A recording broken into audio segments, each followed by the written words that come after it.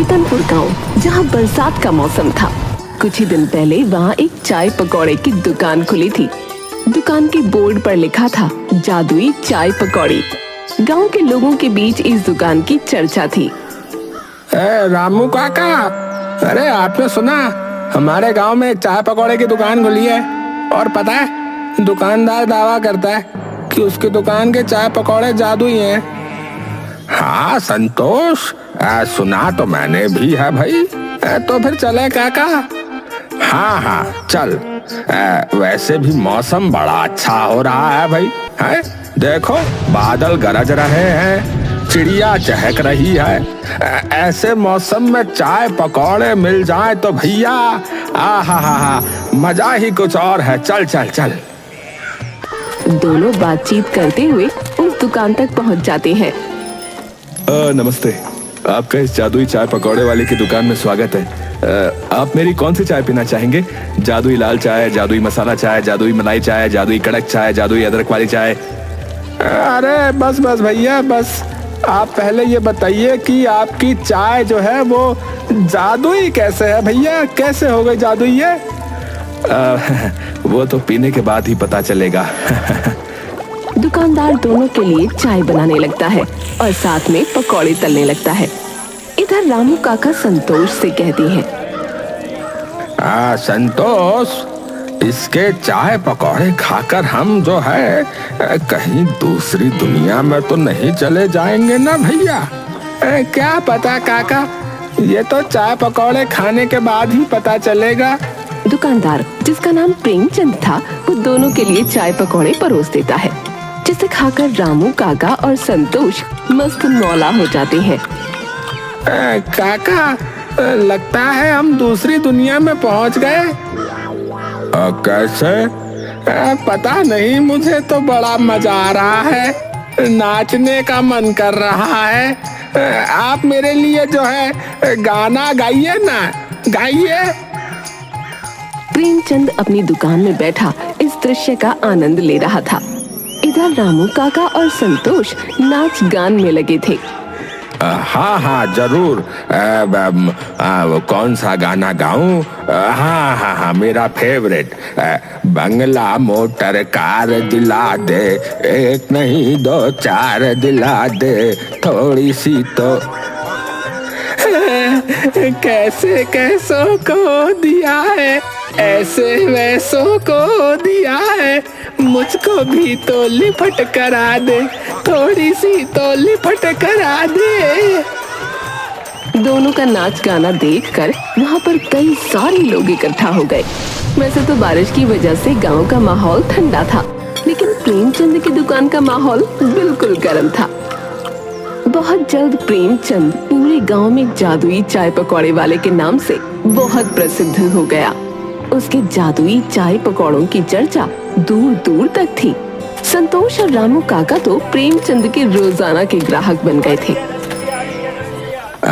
प्रेमचंद, जरा मेरे लिए एक प्लेट पकौड़े लगा दे भाई, और एक कड़क चाय बना देना। अच्छा। क्या बात है रामू काका, आज आपके साथ संतोष नहीं आया? सब कुछ ठीक तो है ना? कुछ ठीक नहीं है, तभी तो तेरी दुकान पर आया हूँ। आजकल व्यापार में बहुत नुकसान हो रहा है, इसलिए थोड़ा दुखी हूँ। सोचा तेरी चाय पीकर मन खुश हो जाएगा भाई।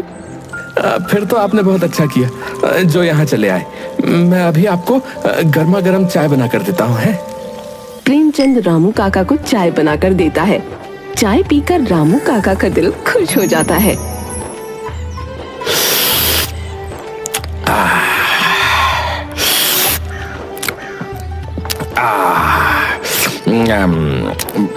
भाई प्रेमचंद, एक बात बता, आखिर तू चाय में जो है ऐसा क्या मिलाता है रे, जो तेरी चाय पीते ही सारी टेंशन खत्म हो जाती है और जो दिल है वो बिल्कुल खुश हो जाता है? कुछ खास नहीं रामू काका, बस आप सबका आशीर्वाद है।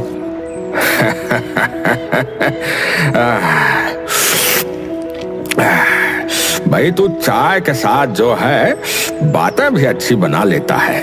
ठीक है, अब मैं चलता हूँ। है, ये ले पैसे पकड़। हाँ,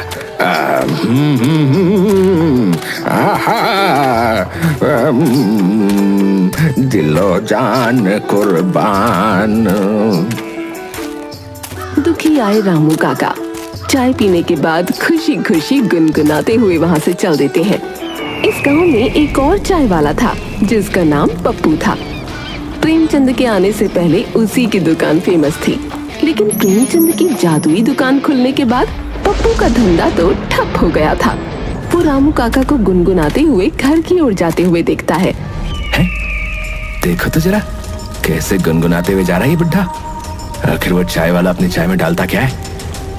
एक एक करके उसने मेरे सारे ग्राहक छीन लिए, और ये बुड्ढा, इसने तो मेरी दुकान पर आना ही छोड़ दिया। सबसे गिन गिन कर बदला लेगा ये पप्पू। हाँ, की बात तो सच थी कि पप्पू की दुकान चलनी अब बंद हो गई थी, और कहीं न कहीं ये बात भी सच थी कि इसका कारण प्रेमचंद ही था। पप्पू प्रेमचंद पर नजर रखता है। वो सुबह 4 बजे ही पप्पू की दुकान के पीछे जाकर खड़ा हो जाता है। अब देखता हूँ ये चाय वाला पप्पू की नजर से कैसे बचेगा।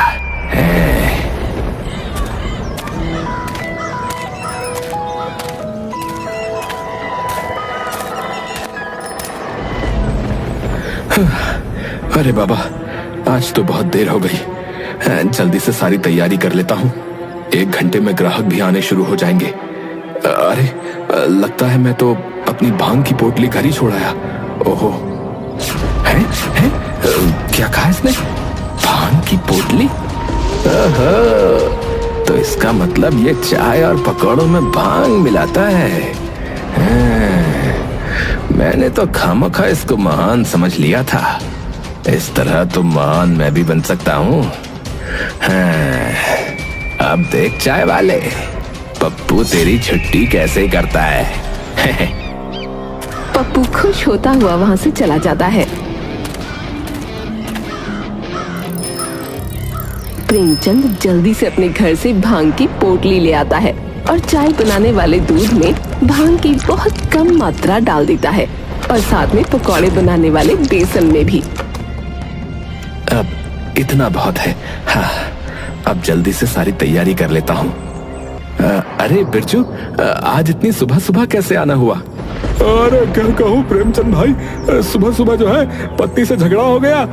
चप्पल खा ली मैंने, फिर कहने लगी कि चाय नहीं बनाऊंगी, तो मैं तेरी दुकान पर आ गया भैया। अच्छा, तो भाभी का मूड खराब है। एक काम करो, अपने साथ भाभी के लिए भी ये चाय पकौड़े ले जाओ। भाभी का मूड सुधर जाएगा, देखना। बात तो तुमने बिल्कुल सही कही है। एक काम करो यार, मेरा भी पैक ही कर दो। तुम्हारी भाभी के साथ ही नाश्ता करूंगा अब तो। प्रेमचंद बिरजू के लिए चाय और पकौड़े पैक कर देता है। बिरजू घर पहुंचता है तो उसकी पत्नी गुस्से में कहती है, आ गए? किसने कहा था वापस आने के लिए? जब तक तुम मेरे लिए बगल वाली विमला की तरह कानों के झुमके खरीद कर नहीं ला देते, तब तक इस घर में कदम रखने की कोई जरूरत नहीं है। अरे भगवान, अरे देखो तो सही तारीख। बाहर बारिश का मौसम हो रहा है, काली काली बदरिया छा रही है? पक्षी देखो कैसे हवा में उड़ रहे हैं। और मैं इसीलिए तुम्हारे लिए जो है ये चाय पकौड़े लाया हूँ। भूखे इंसान को गुस्सा जरा ज्यादा आता है ना। तो लो, पहले खा लो, खाने के बाद फिर तसल्ली से झगड़ा कर लेंगे। हैं? लो खाओ। बिरजू की पत्नी को उसकी बात सही लगी। वो दोनों आराम से चाय और नाश्ता करती हैं। थोड़ी देर बाद, ए जी, एक बात कहूं? मैं सांस लेती हूँ, तेरी खुशबू आती है, एक महका महका सा पैगाम लाती है। मेरे दिल की धड़कन भी तेरे गीत गाती है।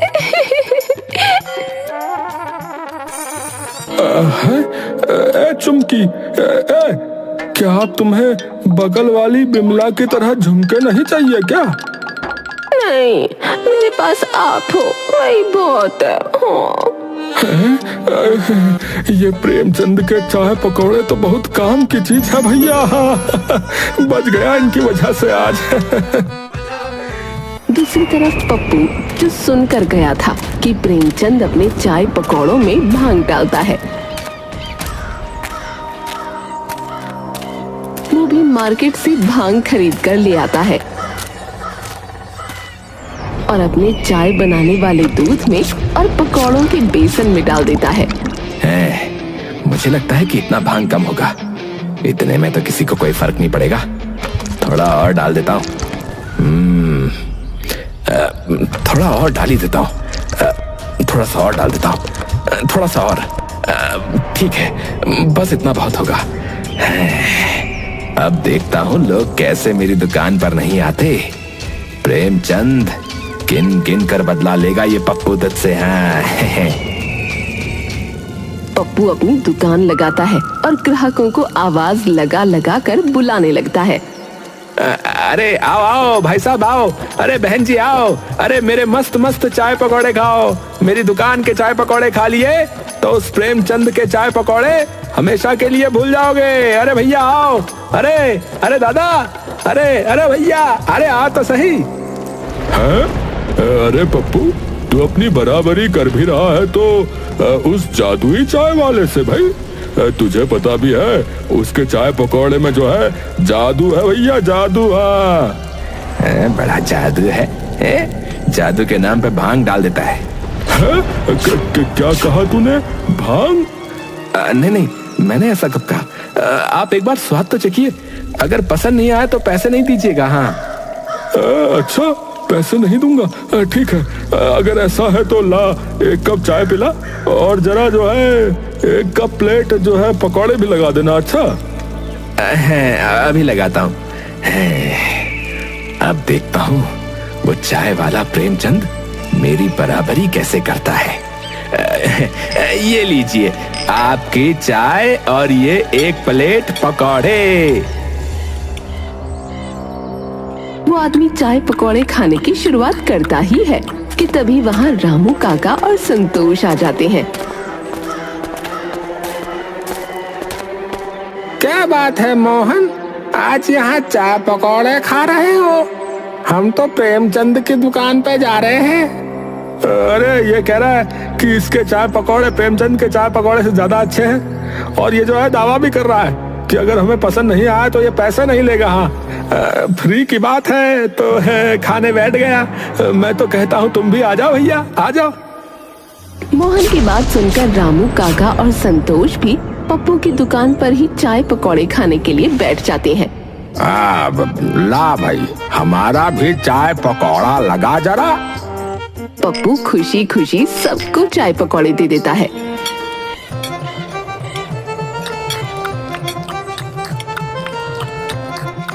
बातें करते करते वो तीनों सब खत्म कर देते हैं।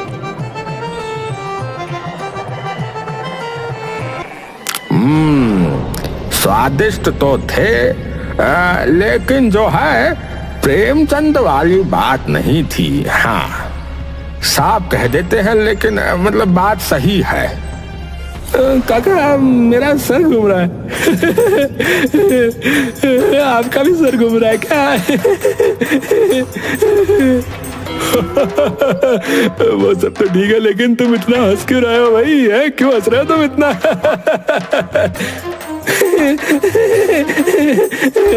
अरे हंस तो तुम भी रहे हो। अरे कितने जोर से हंस रहे हो तुम? अरे तुम दोनों को क्या हो गया है भाई? है? अरे तुम दोनों को देखकर जो है अरे मुझे भी हंसी आ रही है भैया। तीनों ठहाके लगा लगा कर हंसने लगते हैं। ये सब देखकर पप्पू थोड़ा घबरा जाता है। ये सब क्या हो रहा है? ये तीनों इतनी बुरी तरह से हंस क्यों रहे हैं?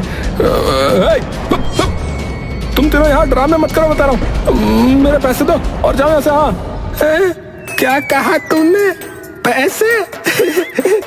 पैसे मांग रहे हैं रामू काका? पैसे? कैसे पैसे? अरे हमें तेरे चाय पकौड़े बिल्कुल अच्छे नहीं लगे। ऊपर से तूने हमें पता नहीं क्या खिला दिया है। हमें इतनी हंसी क्यों आ रही है रामू काका? ए मोहनवा, काहे हंसी आ रही है रे? ए तू ही बता पप्पू, क्यों हंसी आ रही है हमको इतनी? बता ना। घबराकर किसी तरह पप्पू तीनों को उनके घर छोड़कर आता है। संतोष की पत्नी कहती है, जी आप तो ठीक से खड़े भी नहीं हो पा रहे, क्या आप नशा करके आए हैं क्या? नहीं तो, बिल्कुल नहीं, बिल्कुल नहीं किया नशा। मैंने कोई नशा नहीं किया। वो तो हमने पप्पू की दुकान से चाय और पकोड़े खाए थे, कोई नशा नहीं किया। मैं तो गया ही नहीं ठेके पर। लेकिन आप रो क्यों रहे हैं? पता नहीं, बहुत रोना आ रहा है मुझे।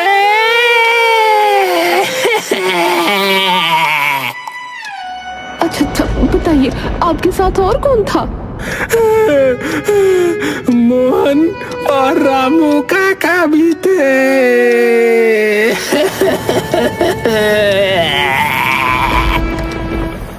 संतोष की पत्नी बहुत चालाक औरत थी। वो मोहन और रामू काका के घर जाती है और उन दोनों की पत्नियों को भी इकट्ठा करके पप्पू की दुकान पर जाती है। अरे ओ पप्पू, बाहर निकल। तूने हम तीनों के पतियों को ऐसा क्या खिला दिया जो वो ठीक से खड़े भी ना हो पा रहे? तुझे तो हम छोड़ेंगे नहीं। तीनों अपनी चप्पलें निकाल के पप्पू की धुलाई करने लगती हैं। अरे बचाओ, अरे कोई मुझे बचाओ भाई, अरे कोई मुझे इस काली दुर्गा सरस्वती से बचाओ। पप्पू अपनी जान बचाकर भाग रहा था और वहीं वो तीनों पप्पू के पीछे पड़ी थी।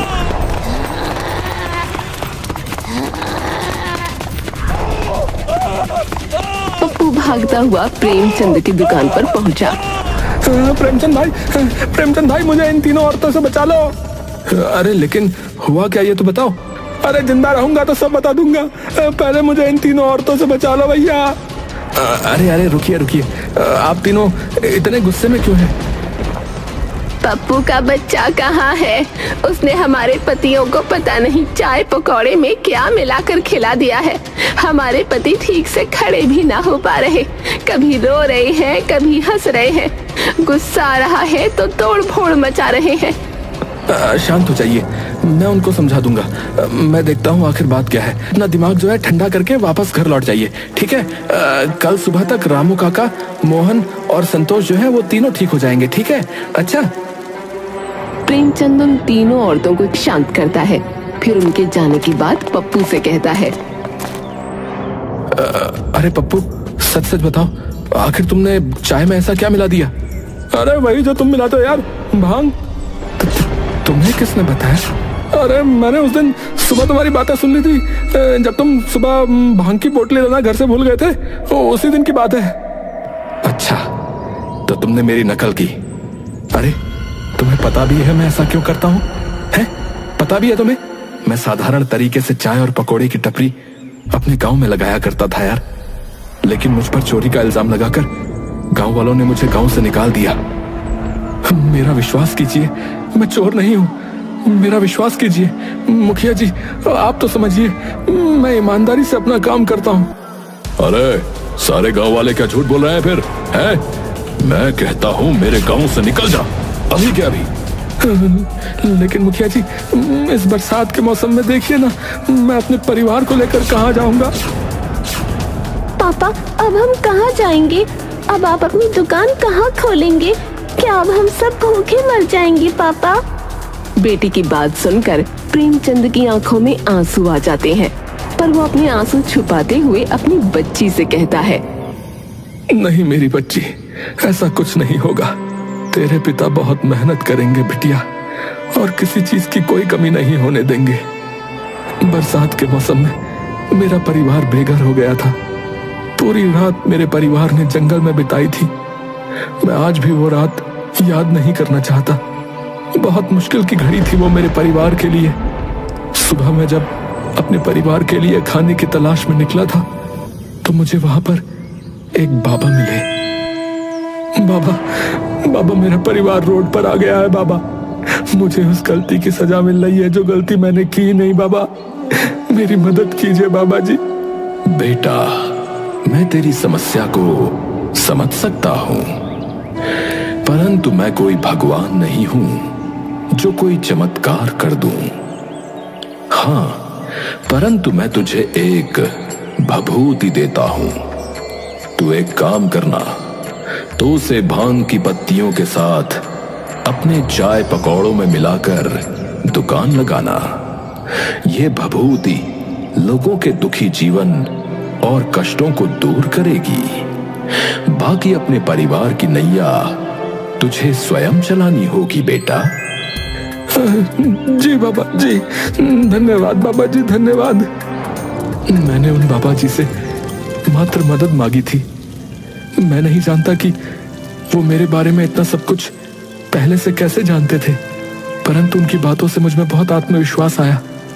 मैं अपने परिवार को लेकर फिर इस गांव में आ गया और अपनी सारी जमा पूंजी इस दुकान में लगा दी। बस यही राज है मेरा। तेरी कहानी तो बहुत तेरी कहानी सुनकर बहुत दुख हुआ दोस्त। मुझे साथ ही माफ भी कर देना दोस्त। मैंने बिना तुम्हारे बारे में जाने तुम्हें गलत समझा। उस भभूति को भांग के साथ इस्तेमाल करना था, इसलिए मैं उसे भांग कहता था और तुमने गलत समझ लिया। अरे तो मैं भी क्या करता, तुम अच्छे से जानते हो। तुम्हारी वजह से मेरी दुकान बिल्कुल ठप हो गई है। मेरा भी तो परिवार है ना, मैं भी अपने परिवार में इकलौता कमाने वाला हूं। अब मैं समझता हूं दोस्त, क्यों ना ऐसा करें कि हम दोनों साथ मिलकर काम करें। बदले में तुम ये मेरा राज किसी को भी मत बताना। बाकी हमें जो भी मुनाफा होगा हम ईमानदारी से आधा आधा बांट लेंगे। पप्पू प्रेमचंद के सौदे से बहुत खुश होता है और अब वो दोनों पार्टनरशिप में दुकान चलाने लगते हैं। और ये राज कि प्रेमचंद अपने पकौड़े और चाय में क्या मिलाता है, राज ही रह जाता है। पूरे गांव के लोग अभी भी उनकी दुकान पर आते हैं, जादुई चाय पकौड़ों का लुत्फ उठाते हैं।